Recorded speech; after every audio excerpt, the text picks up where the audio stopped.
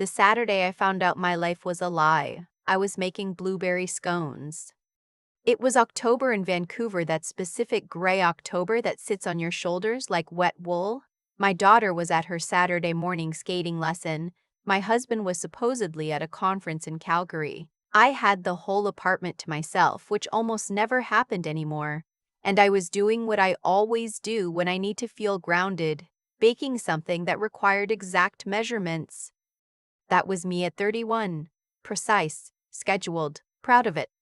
I ran a small but respected landscape architecture firm I had built from a single client, my aunt's backyard, into a 12-person studio with municipal contracts across the Lower Mainland. My husband had joined the company 4 years into our marriage as financial director after his position at a downtown accounting firm dissolved in a round of cuts. I vouched for him. To the board. To my father's old business partners who still sat on our advisory committee. I vouched for him the way you vouch for someone whose hands you have held in a hospital, whose child you have watched be born. The way you vouch for the person you chose. The doorbell rang while I was measuring flour.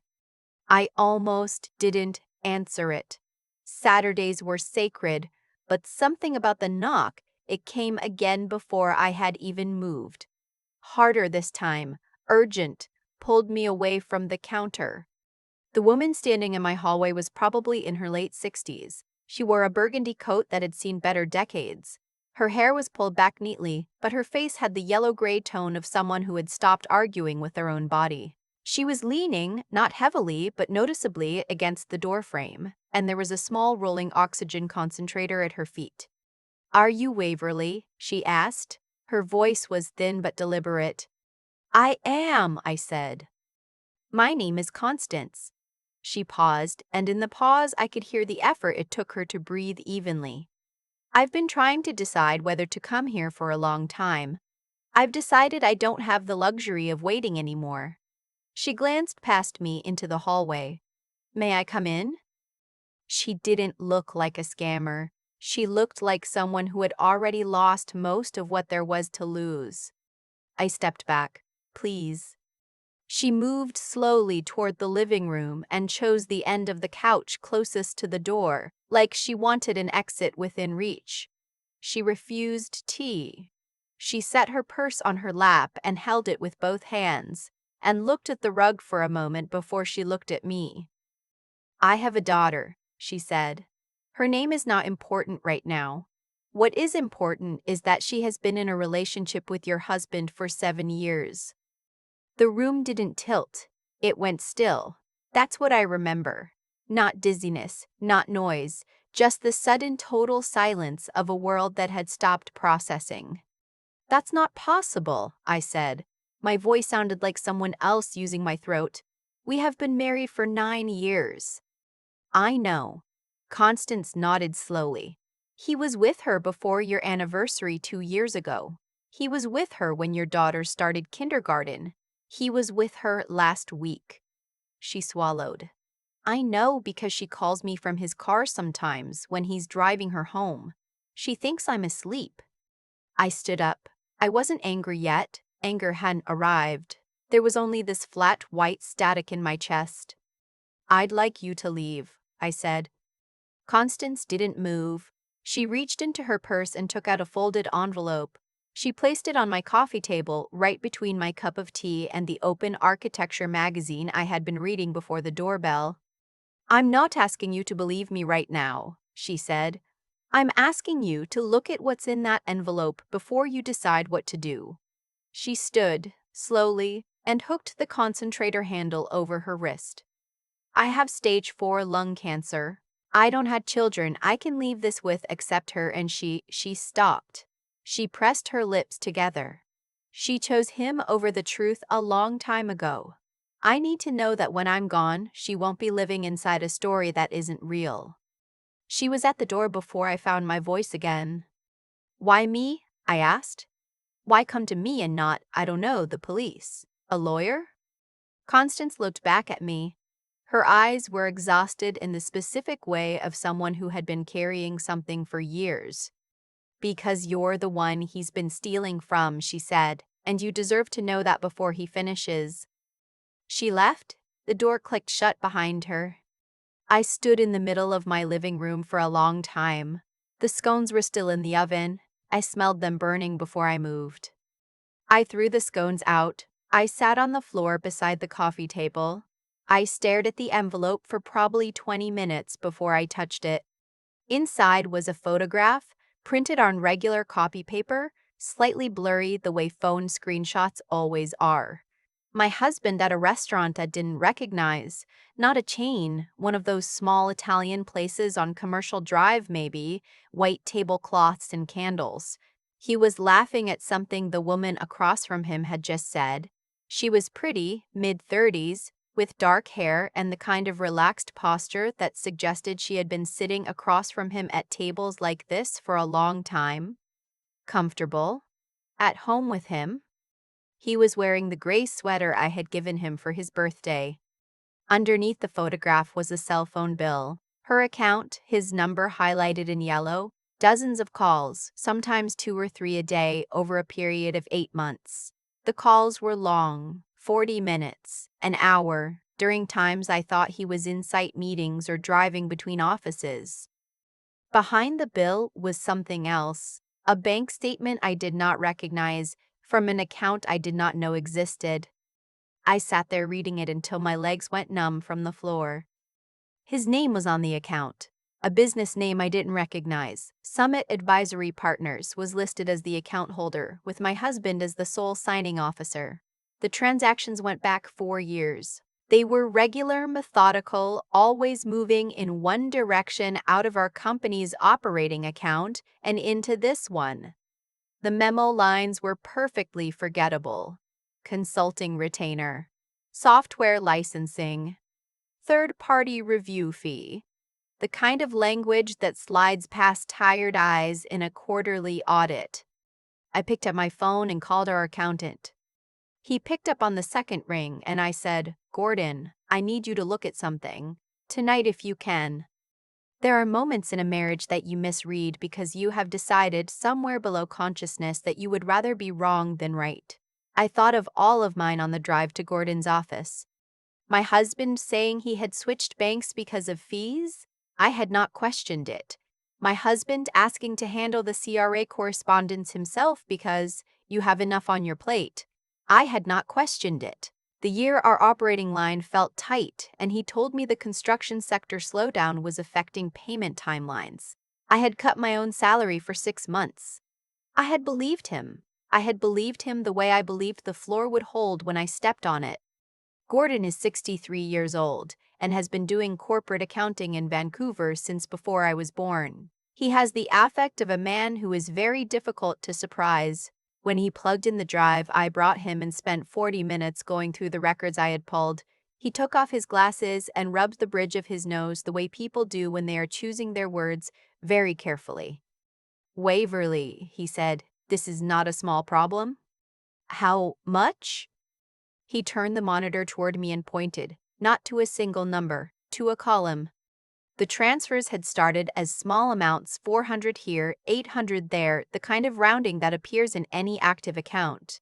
Then they had grown. Consulting invoices to Summit Advisory that matched no deliverable I had ever approved. A software contract with a company that Gordon could find no trace of online. Subcontractor payments to a numbered company in Alberta that shared a registered agent with Summit Advisory. My husband's name was the thread running through every single one. Over 4 years, he had moved somewhere between $200,000 and $240,000 out of my company. "There's more," Gordon said quietly. He pulled up another document. "These 2 loan applications, the bridge financing we took on for the Burnaby project and the refinancing last spring. Your signature is on both." I looked at the signature lines. "I signed the Burnaby application," I said. "I was there." Gordon pointed to the second one. "This one. Were you in the office the week of March 14th? I thought. March 14th, my daughter's spring break. We had taken her to her grandmother's in Victoria. I had been gone for 8 days. "No," I said. Gordon nodded. He didn't say anything more. He didn't have to. My husband had forged my signature on a loan document, which meant that if anything had gone wrong, if the company had defaulted, my name would have been on the liability, not his, mine. I drove home in the dark and sat in the parking garage for a long time with the engine off. I thought about my daughter asleep upstairs. I thought about my father, who had introduced me to my first landscape client, who had taught me how to read a balance sheet at the same dinner table where he taught me how to read, who had died 4 years ago believing my husband was the steadiest man he had ever trusted his daughter to. I didn't cry. I noticed that I wasn't crying. It was like observing weather from inside a sealed room. In the morning, before my daughter woke up, I called Priya. Priya had been my corporate lawyer since the firm's second year. She had also been my closest friend since university, which meant she answered my early Sunday call without complaint and listened without interrupting while I told her everything. When I finished, she said, "Don't touch anything in the office accounts. Don't transfer anything. Don't pull anything out. Do you have the hard copy documents Constance gave you?" "Yes." "Bring them to me tomorrow morning. Bring everything Gordon pulled. I'm going to make some calls today." She paused. "Waverly, I need you to understand what we're dealing with. If he forged your signature on that loan application, that's criminal fraud. That's not a divorce lawyer issue. That's a Crown prosecutor issue." The word Crown landed differently than I expected, heavier and cleaner at the same time. "I know," I said. "Are you all right?" I looked through the kitchen doorway at my daughter's backpack hanging on the hook by the front door. Her name was written on the tag in her own handwriting, the letters still slightly uneven. "I will be," I said. My husband came home from his supposed Calgary conference on Tuesday afternoon. He came through the door smelling like travel, that particular stale air smell of airports, and he hugged me from behind while I was making dinner and asked how the weekend had been. "Quiet," I said. "How was the conference?" "Long," he said. "The sessions ran late both days." He opened the fridge. "Is there anything to drink in here?" I watched him in the reflection of the kitchen window. I watched him move through our apartment like a man who had never doubted his welcome in it. I watched him pour himself a glass of sparkling water and scroll through his phone and set the table for dinner with the easy, thoughtless familiarity of someone who believed everything was exactly as he had left it. I served dinner. I asked him about Calgary. I listened to the specific, plausible details he offered, the hotel, the speakers, the flight delay, and I nodded and poured more water and did not let a single thing show on my face. Priya had told me to give her 2 weeks. I gave him 11 days. The meeting was scheduled under the pretense of a quarterly review with our board of directors. Our board was small, 3 members besides the 2 of us, one of whom was Gordon and one of whom was my oldest colleague from the design side, a woman named Barbara who had sat with me in the original lease signing for our first studio space. The 5th seat had been my husband's since he joined. I told him the agenda was financial planning for the following fiscal year. I told him the external auditors wanted to present their preliminary findings. I told him there might be investors interested in the company and that their representatives would likely attend. He wore his good suit. He came in confident, laptop under his arm, and took his usual seat at the left side of the table. There were no investors. There was no auditor presentation. There was Gordon. There was Priya. There was Barbara. There was me at the head of the table, and on the table in front of his chair was a folder. "Open it," I said. He looked at me. He looked at the folder. He looked around the table and found no rescue in any of the faces there. He opened it. The first page was the bank statement for Summit Advisory Partners. His name, the transfers, the dates. The second page was the auditor's breakdown, the full 4-year pattern. Every invoice, every transfer coded to its source in our operating accounts. The third page was the loan application with the forged signature, with Gordon's forensic accountant's report paper clipped to it confirming the signature did not match my authenticated samples. He closed the folder. "Waverly," he started. "Don't," I said. The word came out flat and clean, like a door closing. Don't explain it. Don't tell me you were going to pay it back. Gordon has already calculated the total with interest. Priya has already filed a report with the RCMP Financial Crimes Unit. The company accounts have already been restructured to remove your signing authority as of this morning. I looked at him. This isn't a conversation, this is a notification. He tried to speak twice more. The second time, he mentioned our daughter's name, and that was the moment I felt something in my chest go cold and very quiet. Don't, I said again. What you did to this company, what you did to my father's name, that's something the courts will deal with. But you do not get to use her as a reason for me to go easier on you. She is the reason I am not going easier on you. Barbara walked him out. Security, which Pry had quietly arranged, was waiting in the lobby. I sat at the head of that table for a few minutes after everyone else had stood. I had signed my first real contract in that room. I had presented our first municipal project in that room. My father had sat in the chair at the far end exactly once on the day the firm was incorporated, and he had looked around the room with the kind of quiet satisfaction that he almost never let people see. I thought about that. Then I stood up and went back to work. The charges took time, the way these things do. Financial crimes investigations are not fast in any jurisdiction, and ours was no exception. There were months of document requests, forensic reviews, interviews. I cooperated with everything. I answered every question the RCMP financial crimes investigator asked with the same clarity I would bring to a client presentation. I was not performing composure. I had found that the composure was genuine, born not from not feeling things, but from having a direction to move in. Running the company alone was harder than I had expected and easier than I had feared. The hardest part was the bank.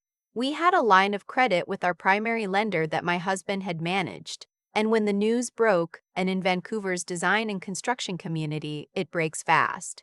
I got a call from our account manager within 48 hours. I asked for a meeting. I brought Gordon and Priya and every financial document I had, and I sat across from two senior managers and explained with specifics exactly what had happened, what we had recovered, what the path forward was, and what our project pipeline looked like without the fraudulent drain. I remember one of them asking, "And you're confident the firm can continue without my husband?" I said, "Yes. He was never actually running the finances. He was extracting from them.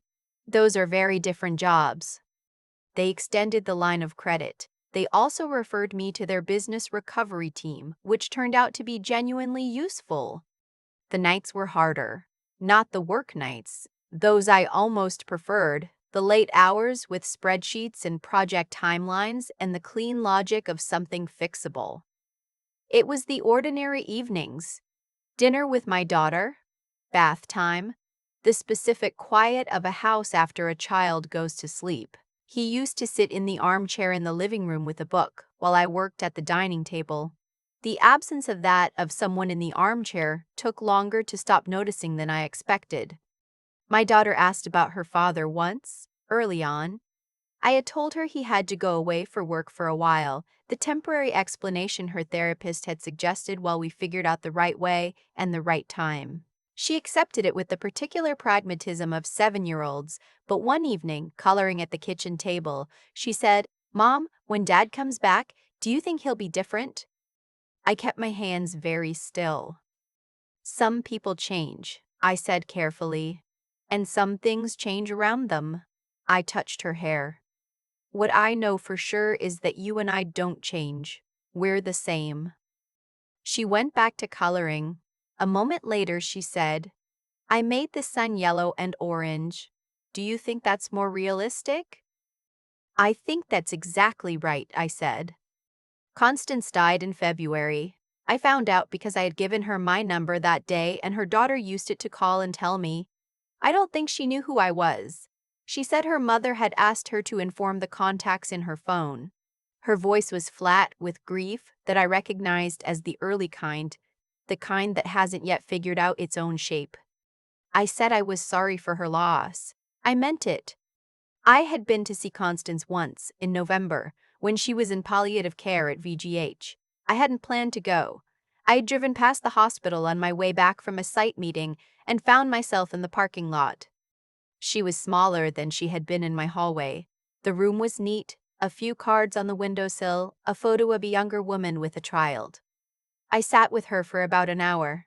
She didn't ask about the investigation. She asked about my daughter, and I told her she had recently decided she wanted to be a marine biologist, and Constance had smiled at that, a real smile, sudden and warm.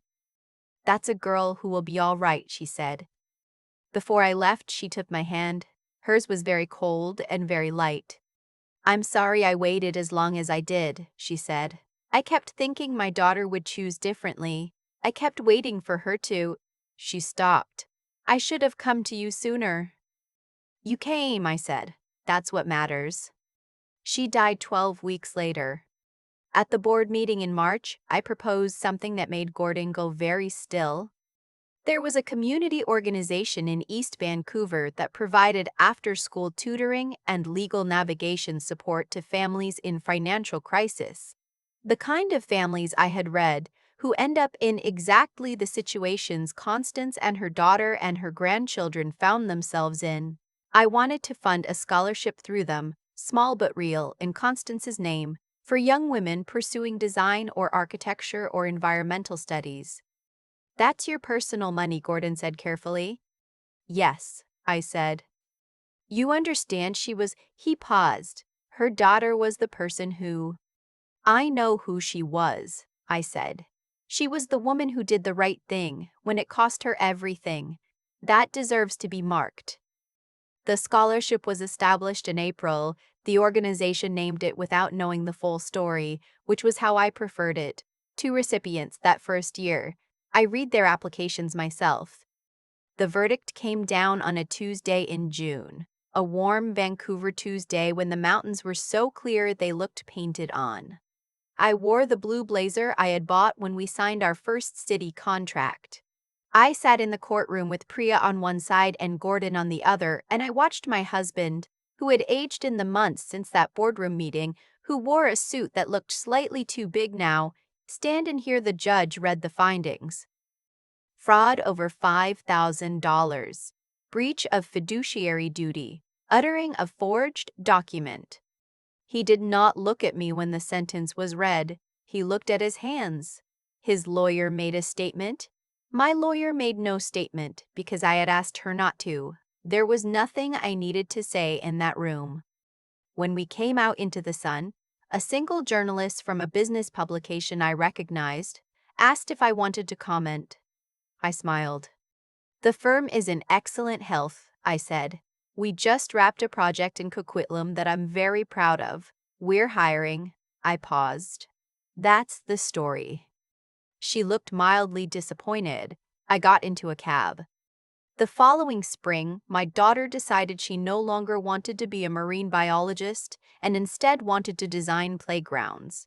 I took this very seriously. We spent a Saturday afternoon visiting 4 different parks across the city, and she evaluated each one with a clipboard and a list of criteria she had written herself. Good swings, somewhere to sit if you're shy, interesting shapes, not boring colors. Standing in a park in Kitsilano watching her take notes in her serious 7-year-old way, I thought about Constance. I thought about what she had said, that she wanted her grandchildren to stop growing up inside a story that wasn't real. I thought about how the truth she brought me, which had felt for a long time like a demolition, had turned out to be more like an excavation. You clear away what was false and discover the actual ground underneath, which is solid and real and capable of holding weight. My company is mine. My name is on the door, and I know every number behind it. I have a studio manager who texts me photos of site progress with too many exclamation points, and a junior designer who just won her first regional award, and a Saturday morning routine that involves real scones. I've gotten much better at them, and my daughter's voice from the other room asking if I'll braid her hair before skating. The truth arrived on my doorstep in a burgundy coat with an oxygen tank, and it cost me the marriage I thought I had. What it gave me was the marriage I actually had, clearly seen, and the life underneath it that had been mine all along. Sometimes I drive past the hospital where Constance spent her last weeks. I don't stop, but I think of her, the specific courage it takes to do the right thing when the wrong thing would have been so much easier, when the person you love most in the world would hate you for it. I think about that, and I think it might be the bravest thing I have ever witnessed. Her grandchildren are being looked after. They don't know by whom. They don't need to. Some things are done quietly, and the quiet is part of the point. I think about Constance a lot more than I expected to. Not in a sad way, or not only in a sad way. I think about the particular kind of courage it takes to do something right when every easier option is still available to you. She could have stayed home. She could have told herself it wasn't her business.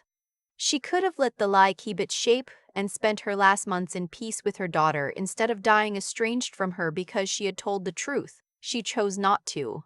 And that choice, made by a woman with an oxygen concentrator and a faded burgundy coat who owed me absolutely nothing, changed the entire direction of my life. I used to think of integrity as something quiet and private, a personal code you kept for your own reasons, that other people might never see or benefit from.